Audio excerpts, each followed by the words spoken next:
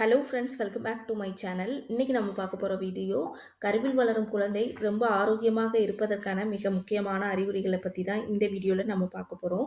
வீடியோவை ஸ்கிப் பண்ணாமல் முழுசாக பாருங்கள், அப்போ தான் உங்களால் எல்லாத்தையும் தெரிஞ்சுக்க முடியும். நம்மளோட சேனலை முதல் முறையாக பார்க்குறவங்களா இருந்தீங்கன்னா சப்ஸ்கிரைப் பண்ணிட்டு பாருங்கள், அப்போ தான் நான் போட்ட யூஸ்ஃபுல்லான வீடியோ உங்களுக்கு நோட்டிஃபிகேஷனாக வரும். ஃபர்ஸ்ட் ஒன் பார்த்தோன்னா குழந்தையோட அசைவு. நார்மலாக ஒரு குழந்தையோட அசைவு 20ல் இருந்து 26 வாரங்கள் வரைக்கும் உங்களுக்கு குழந்தையோட அசைவை வந்து நீங்கள் உணர முடியும். இரண்டாவது குழந்தையாக இருந்ததுன்னா குழந்தையோட அசைவை வந்து 17, 18, 19, 20 வாரங்களில் உங்களால் உணர முடியும். அதுவே முதல் குழந்தையாக இருந்ததுன்னா ஒரு சில பெண்களுக்கு 25, 26, 27 வாரங்கள் கூட ஆகலாம் குழந்தையோட அசைவு. ஒரு நாளைக்கு குழந்தையோட அசைவு 10லிருந்து 12 டைம் வரைக்கும் உங்களால் உணர முடியும். ஒரு குழந்தை ரொம்ப ஆரோக்கியமாக இருக்குதுன்னா ஒரு முதல் முக்கிய அறிகுறி பார்த்தோம்னா குழந்தையோட அசைவு. நெக்ஸ்ட் நம்ம பார்த்தோம்னா குழந்தையோட இதய துடிப்பு. குழந்தையோட இதய துடிப்பு நார்மல் ரேஞ்ச் நம்ம பார்த்தோம்னா 120லிருந்து 160 வரைக்கும் இருக்கும். இது ரொம்ப இயல்பான ஒன்று தான். ஒரு சில நேரங்களில் கர்ப்பிணிகளுக்கு ரொம்ப பதட்டமாக ஸ்கேன் பண்ணும்பொழுது என்ன ஆகுமோ, என்ன நல்லா இருக்குமோ நல்லா இருக்காதுங்கிற ஒரு பதட்டம் ஒரு சில நேரம் இருக்கும்.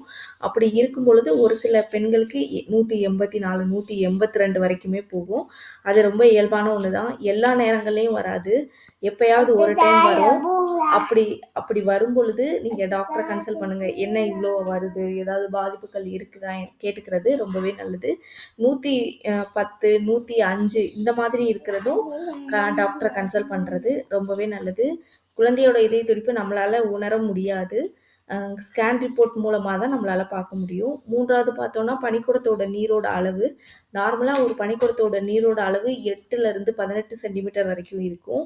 அப்படி இருக்கும் பொழுது உங்களுக்கு பனிக்கூடத்தோட நீரோட அளவு குறையும் பொழுதும் குழந்தையோட வளர்ச்சி பாதிக்கும், அதிகமாகும் பொழுதும் குழந்தையோட வளர்ச்சி பாதிக்கும். கரெக்டான அளவு இருக்கும் பொழுது குழந்தைக்கு தேவையான நியூட்ரிஷன்ஸ் கரெக்டான அளவு கிடைக்கும். அதிகமாகும் பொழுது உங்களுக்கு வந்து குறப்பிரசவம் நடக்கலாம். இந்த மாதிரியான நிறைய வெயிட்டான பொருட்களை தூக்கக்கூடாது. உங்களுக்கு முன்னாடியே, அதாவது உங்களுக்கு 38 வாரங்கள்லையோ 39 வாரத்துலையோ டெலிவரி நடக்க போகுதுன்னா பனிக்கூட நீர் அதிகமாக இருந்ததுன்னா ஒரு சில பெண்களுக்கு சீக்கிரமே டெலிவரி ஆகிடுறதுன்னு சொல்கிறாங்க. நெக்ஸ்ட் நம்ம பார்த்தோன்னா குழந்தையோட பொசிஷன் நம்ம பார்த்தோன்னா நார்மலாக செஃபாலிக் நிலை சொல்லுவோம், ப்ரீச் ப்ரெசன்டேஷன் சொல்லுவோம், டிரான்ஸ்லேவ் ப்ரெசன்டேஷன் சொல்லுவோம்.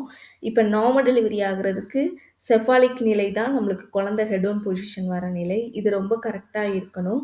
ப்ரீச் ப்ரெசன்டேஷனில் இருந்து கடைசி ஒரு சில பெண்களுக்கு கடைசி நேரத்தில் கூட ஹெட் ஆன் பொசிஷன் வந்து வரலாம். அது ரொம்ப இயல்பான ஒன்று தான்.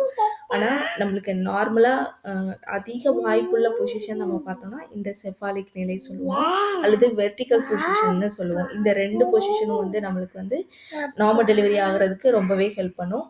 நெக்ஸ்ட் நம்ம பார்த்தோம்னா ஹீமோக்ளோபினோட அளவு ரொம்ப கரெக்டாக இருக்கணும். ஒரு ஒரு ப்ரெக்னன்சியோ உமனோட ஹீமோக்ளோபின் அளவு நம்ம பார்த்தோம்னா 10 இருந்தால் கூட அது கம்மியான அளவு தான். உங்களுக்கு 12, 13 இருக்கணும். அப்போ தான் உங்களுக்கு டெலிவரி நேரத்தில் உங்களுக்கு அது ரொம்பவே யூஸ்ஃபுல்லாக இருக்கும். அது மட்டும் இல்லாமல் குழந்தையோட வளர்ச்சி வந்து உங்களுக்கு ரொம்ப ஹெல்த்தியாகவும் நல்ல ஆரோக்கியமாகவும் குழந்தைக்கு தேவையான முழு நியூட்ரிஷனும் கிடைக்கிறதுக்கு நம்ம ஹீமோக்ளோபின் வந்து ரொம்ப ஒரு முக்கியமான ஒன்று. நெக்ஸ்ட்டு நம்ம பார்த்தோம்னா நம்மளுடைய கர்ப்பப்பையோட அளவு வந்து கரெக்டாக இருக்கணும். குழந்தைக்கு தேவையான இடம் வந்து இருக்கணும். அதுவும் ரொம்ப ஒரு முக்கியமான ஒன்று.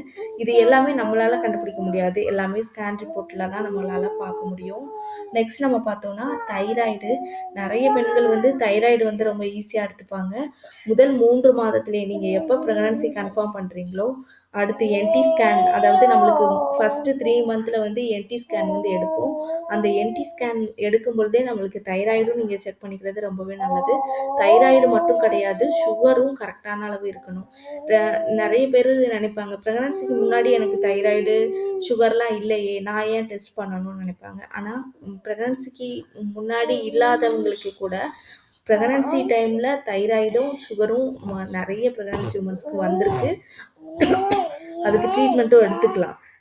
அதுக்கு நம்ம டேப்லெட் எடுக்கும் பொழுது உங்களுக்கு ஈஸியாக அந்த குழந்தைக்கு எந்த பாதிப்பும் இல்லாமல் நம்ம சீக்கிரமே ப்ரிவென்ட் பண்ணலாம். அதுக்கு தான் நம்ம மேபி நீங்கள் எடுக்காமல் இருந்தீங்கன்னா நீங்கள் எடுத்துக்கொள்வது ரொம்பவே நல்லது. நெக்ஸ்ட் நம்ம பார்த்தோம்னா கர்ப்பிணிகளுடைய உடல் உடல் எடை, உயரம் அது ரொம்பவே முக்கியம். கர்ப்பிணிகளுக்கு வந்து ப்ரெக்னன்சி டைமில் நார்மலாக 20லேருந்து 25 கிலோ வெயிட் வந்து இன்க்ரீஸ் ஆகும். மேக்ஸிமம் 15லேருந்து 20 கிலோ நிறைய பேர் இன்க்ரீஸ் ஆவாங்க. இப்போ ரொம்ப அதிகமாக 30, 35 அந்த மாதிரிலாம் ஆகும் பொழுது அதை கண்டிப்பாக நம்ம கண்ட்ரோலாக வச்சுக்கிறது ரொம்பவே நல்லது. ஒரு ஓவராக ரொம்ப வெயிட் போடும் பொழுது அது குழந்தைக்கும் வந்து பாதிப்பை வந்து ஏற்படுத்தும்.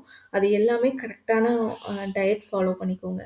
ரொம்ப அதிக அளவு சாப்பாடு எடுத்துக்கொள்ளாமல் நிறைய காய்கறி அதுக்கேற்ற கார்போஹைட்ரேட் உணவு எடுத்துக்கொள்கிறது ரொம்பவே நல்லது. இது எல்லாமே நீங்கள் செக் பண்ணிக்கிறது கர்ப்பிணிகள் ரொம்பவே நல்லது. ஏன்னா இது எல்லாமே நம்மளோட குழந்தையோட வளர்ச்சி, குழந்தை ரொம்ப ஆரோக்கியமாக இருப்பதற்கான மிக முக்கியமான அறிகுறி. ஓகே ஃப்ரெண்ட்ஸ், இந்த வீடியோ உங்களுக்கு ரொம்பவே யூஸ்ஃபுல்லாக இருக்கும்னு நினைக்கிறேன். இந்த வீடியோ பிடிச்சிருந்ததுன்னா லைக் பண்ணுங்கள், ஷேர் பண்ணுங்கள், கமெண்ட் பண்ணுங்கள். மறக்காமல் சப்ஸ்கிரைப் பண்ணிவிடுங்க.